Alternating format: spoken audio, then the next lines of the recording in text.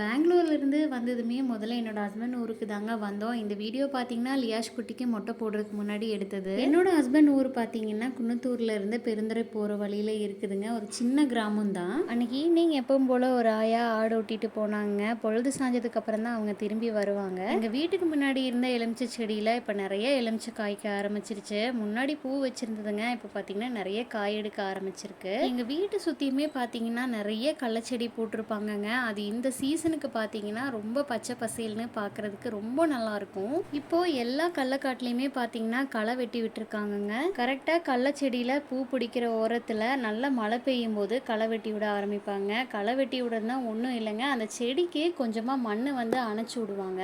அதுக்கப்புறமா செடியில் பூ பூத்து விழுது இறங்கி நிறைய கடலக்காய் வந்து காய்க்குங்க. அதுக்குள்ளேயே எங்கள் வீட்டு ஆடுங்கள்லாம் நல்லா மேய்ஞ்சிட்டு வீடு திரும்பிட்டாங்க. வீட்டுக்கு வந்ததுமே அரிசி போடணுங்க, இல்லைன்னா எந்த ஆட்டையுமே பிடிச்சி கட்டவே முடியாது. அரிசி சாப்பிடும் போதே ஒவ்வொரு ஆடா தண்ணி காட்டி நாங்கள் பிடிச்சி கட்டிடுவோங்க. வீட்டில் எப்பவுமே கள்ளக்கொடி இருக்குங்க. நம்ம ஆடு ஓட்டிட்டு போகாத டைம்ல பார்த்தீங்கன்னா அந்த கள்ளக்கொடியை வந்து ஆடுகளுக்கு போட்டுருவோம். பெரிய பெரிய ஆடுகளை மட்டும்தாங்க கட்டி வைப்போம், சின்ன குட்டிகளெல்லாம் அப்படியே விட்டுருவோம். நாங்கள் எப்போ ஊருக்கு வந்தாலுமே கண்டிப்பாக எங்கள் மாமியார் வடை சுடாமல் இருக்க மாட்டாங்க. அன்னைக்கும் அப்படிதான் சுட்டிருந்தாங்க.